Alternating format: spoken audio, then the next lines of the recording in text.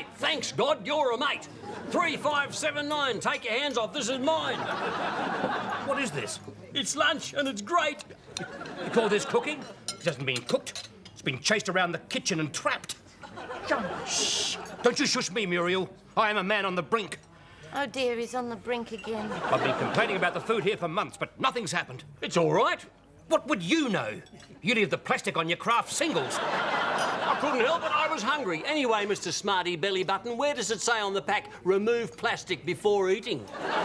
Most normal people don't need instructions to eat cheese. Watch it. Now, calm down, Jono, and watch your blood pressure. Look at that! Look at that! It moved! What? The sausage! It moved! It's alive! Oh, the poor little thing. You'd think they'd put it out of its misery before serving it. For God's sake, Muriel, it's a sausage. And sausages are full of dead things, and they are not meant to twitch. Hello, darlings. No, don't stand up. It's only me. God, it's her. I look wonderful. Don't I look wonderful? I've been riding my massage pillow all morning. Hello, Teddy. Yeah. Oh, just a moment. I'm feeling vibrations. Did you forget to turn your pillow off? I'm feeling angst. I'm feeling tension. Is there turmoil in the air? It's Jono. His sausage just moved. I have that effect on men. It's this food. It's disgusting. They ate better in Changi. I don't know why you even think of eating here. I mean, that woman is a vandal in the kitchen. Need I remind you her last job was making cabbage dumplings in a Polish shipyard? Aren't you going to eat that sausage, Jono? No, I am not. Can I have it? No, I need it for evidence. Miss MacDonald, Samantha, if you will. Mr. Johnston, Muriel, Miss Collins, Mr. Bullpitt, how are we all? Good? Excellent, that's fabulous. I'm so pleased for you all. I'll be off now. Bye. Just a minute. Oh, dear. It's about the food. Oh, damn, the food again. What a day to run out of Prozac. I've got some. I've got buckets of Prozac. Home away, Muriel. Champagne's the answer to everything. Cheers. Now, this food is inedible. And as chairman of the residents' committee, I demand that Olga Sharfnova be sacked and sent back to Poland. It's not as simple as that, Mr. Johnston. She's a union member, and she's very, very big. I demand you do something. This food is a health hazard. Now, look, Mr. Johnston, I'm doing my very best under intense pressure. As we speak, I'm scouring the agencies for a replacement cook. This morning, Madge Burrow's precious cat somehow got sucked into the turbo spa, and my boyfriend left me for a bulldozer driver. All I need now is my period, and that's overdue.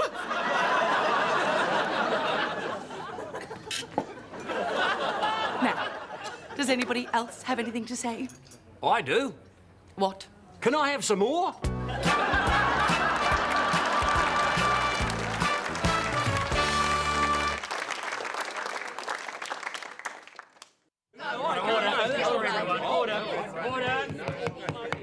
Order! Now, the steering committee of the Whispering Pines Gardening Group is hereby convened, and I call the meeting to order. Oh, well done, Jono. Stop it, Muriel. Now, the Retirement Village Association Gardening Challenge is on again. Pardon me, Mr. Chairman, can I be excused? Can't you wait? I'll call a comfort break in a minute. Sorry, everybody, but I must rush to interview a prospective new chef. Oh, right. Make sure he can cook snags. That's at the top of my list. No tripe. I hate tripe. Someone should blow tripe up. Chair excuses Miss MacDonald. Now, as you know, Whispering Pines has been a runner-up to those wankers at the Royal Oak Retirement Village for the last 2 years. But now that I am chairman, I am determined that we are going to win on our merits. Or by cheating, bribing and blackmail. Jono over here.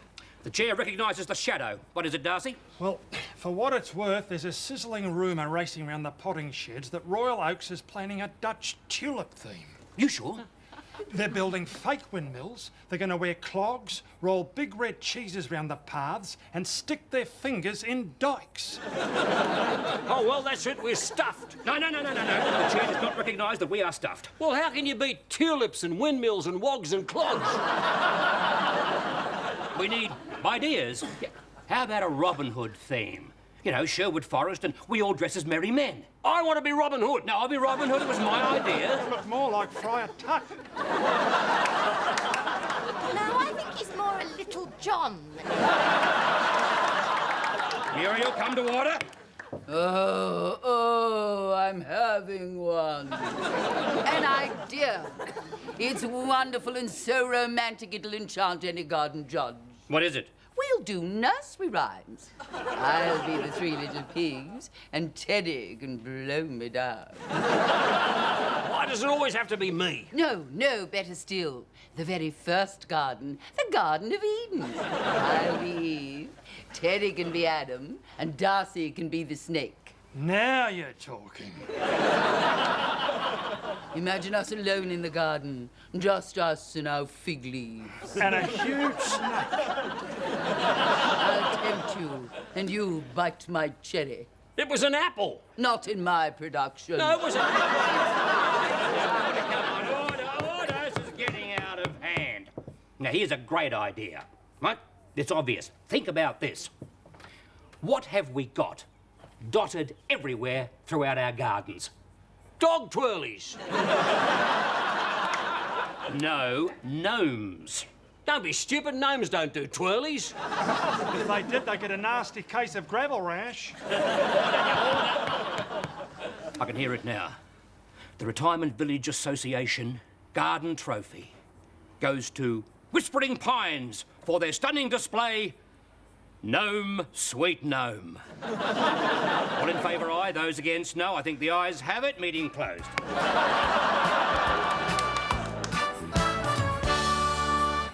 Tour d'Argent and the Poule d'Or in Paris. The Dorchester in London, Florentino's in Melbourne.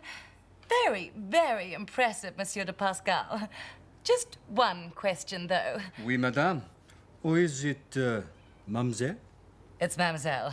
Very mademoiselle. Oh, I find this outrageous. A beautiful woman like you, single and unattached. There is no boyfriend, huh? You are not taken? No, I'm vacant. Available. Anyway, with these very impressive credentials, why on earth would you want to come to this dump? This place thingy is not exactly renowned as a five-star resort. Ah, not yet. But with my magic finger and my secret herbs passes, who knows what miracle we can make together? Well, I've had enough, Monsieur de Pascal. Call me Marcel. Samantha. No, Marcel. No, I am Samantha. Welcome to Whispering Pines. Enchanté, Samantha. Enchanté. Oh, yes, very enchanté. Let me show you our kitchen.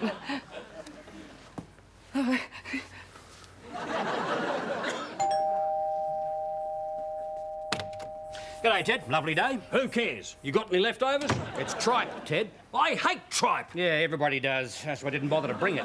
Anything else? Nope.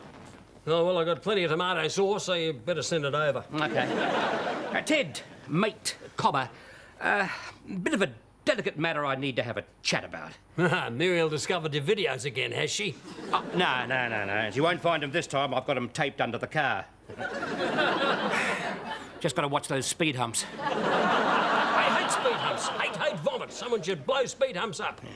Ted, mate, as chairman of the steering committee, I need to tackle the upcoming gnome display. You can count on me, Jono. I'm even thinking about repainting Neville. Precisely, Ted. Neville the Concrete Garden Aboriginal is the problem.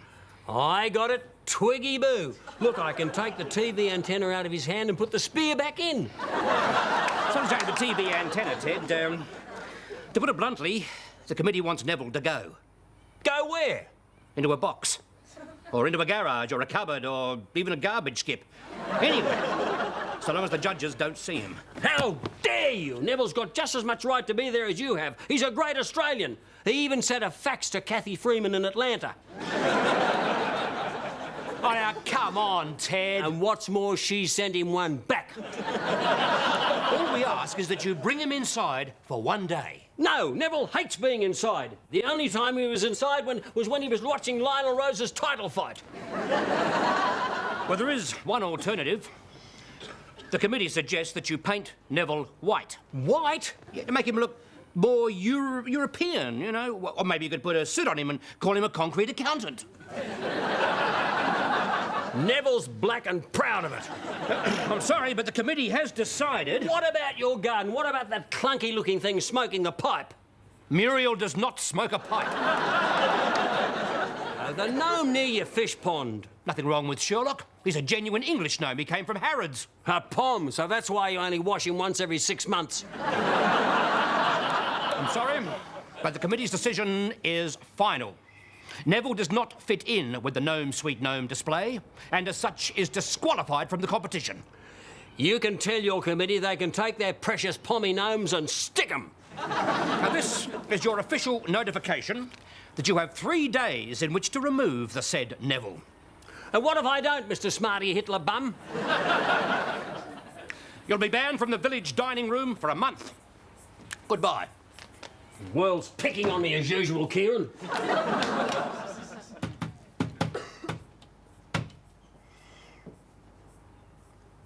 Hello, Muriel. This is an anonymous phone call. Have you looked under Jono's car recently?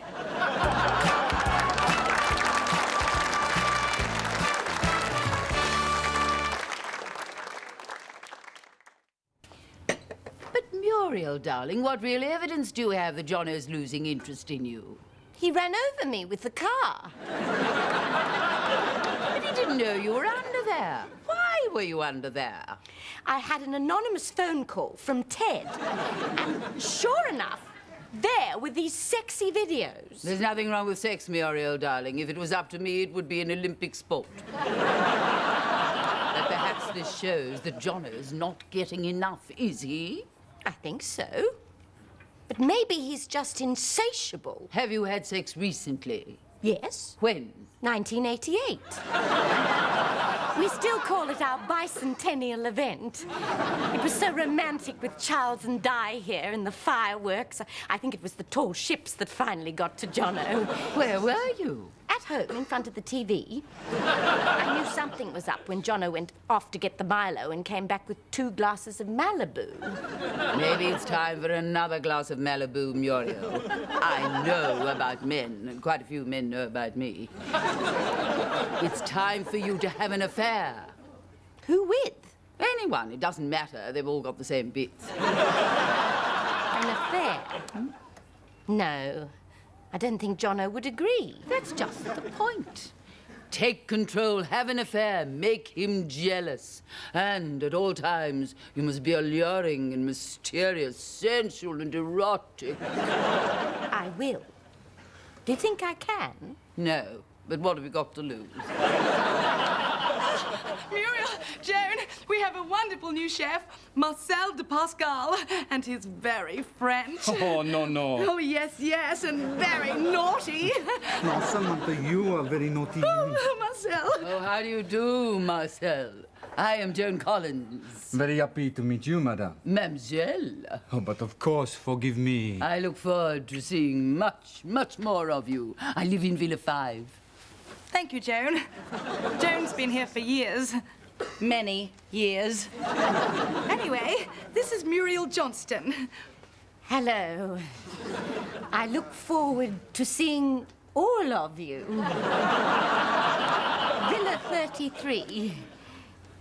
Pardon? Yes, good. Anyway, we must be off. And so, Miss Twee, au revoir, Marcel. Oh! Naughty. Goodness, that was bold. As a wise woman once said, goodness has nothing to do with it. Remember, take control, Muriel. I've got to hand it to you, Ted. And the way you've accepted the reality of the Neville situation, you've been a champion. Just doing me bit for the village. Good on you, mate. Anothery? I'll get him. Leave your money on the fridge. You're a funny bloke, Ted. Yeah, I'm a naturally funny person. Everybody laughs at me. I think even you'll agree, Ted, that the garden display looks stunning. Yeah, I suppose you're right. Neville would have looked out of place among all those white gnomes. They are impressive, aren't they? On my last tour of inspection this evening, I found it quite moving. Circus gnomes, water skiing gnomes, the gnomes of the round table. Have you thought of bribing the judges? Can't do it anymore, Ted. They have a different secret celebrity judge every year. Oh, who is it? It's a secret. Last year it was Cold Joy. What would he know about gardening? He keeps falling out of trees. Yeah, they never ring during the day, do they? Well, wait till the moon pops up and so do all the maddies, all knocking at Bullpitt's door. Funny, no one there. My door must be haunted. G'day. Oh, Pickle me grandmother, where'd you come from? I come from the night, comrade. The velvet shadows of the evening of my friends. Darcy? Jono, what are you doing here? Does he know? Know what? Nothing. Does he, Ted? No. What don't I know? Nothing. All right, I'll tell you. Ted and I are getting together later for a male bonding group. We smear ourselves with bison fat, sit in a teepee and have primal scream therapy. You want to be in it? No, no thanks. We love it, don't we, Ted? Wouldn't miss it for quids. Hello, John O'Donnell. I've been home alone, waiting for you. I'll be home in a minute. Off you go. You don't understand, Jono, darling. I've been waiting for you. Loud and clear, Muriel. Off you go. No, Jono, darling. I don't think you understand me. You all right, Muriel? I'm a sensuous woman of today, and I'm taking control. Hello, Teddy. Watch it. I bet you're jealous now. Why should I be jealous? Stop grumping those men. Ah, the first pangs of jealousy. It's working. Oh, stop it. Muriel, what's got into you? You're coming with me, Jono, darling. I've got the Malibu on ice. Malibu? Remember the bicentennial? Oh, right, yeah. See you, fellas. It's not my birthday, is it? What was that all about? Who knows, comrade? Whew. That Muriel's a bit of a goer. OK, all quiet on the western, Ted. Ready? 10-4, Shadow. What do I need? Nothing. I got all the stuff in the wheelbarrow. Let's roll. Righto, Nev, it may be dream time for Jono, but we're going walkabout.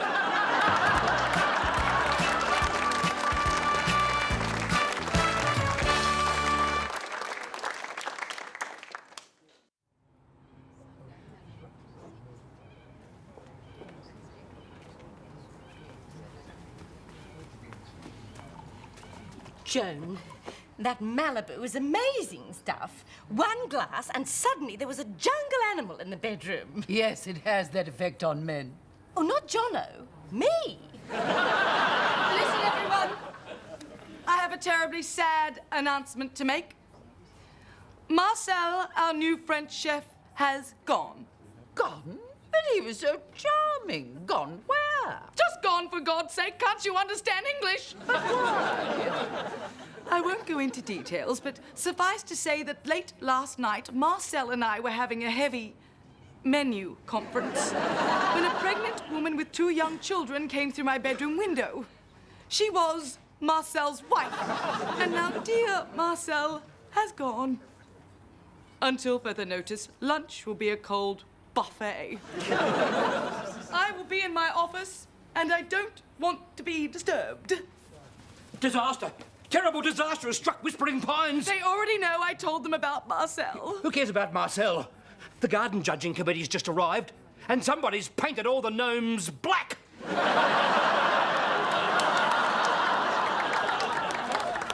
Let's hear a big thank you for Cecil Simpson and his hilarious monologue, Wheelchair Gardening in the Rain.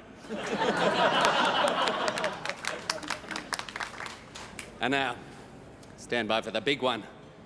The announcement of this year's winner. This is going to be the most humiliating night of my life. What about our wedding night? Shut up, Muriel. Darling. I refuse to take responsibility for the dreadful sabotage committed by Ted and Darcy. You were getting into Neville. It wasn't fair. I thought it looked quite good. You would. You've got a skull full of dynamic lifter. You can't refuse responsibility for the Black Gnome debacle. You're the chairman. I resign. It's Ted's fault. He caused it all. He's the new chairman. Hey? That'd be right. Bullpitt's the bunny as usual. The moment we've all been waiting for. The Retirement Village Garden of the Year. And the nominees are Royal Oaks for Tulips and Windmills, Hibiscus Lodge for Tropical Fantasy Ramble, and Whispering Pine for Gnome Sweet Gnome.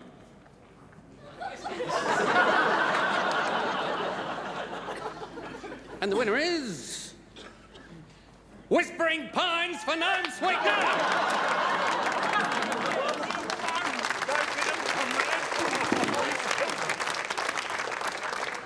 Congratulations.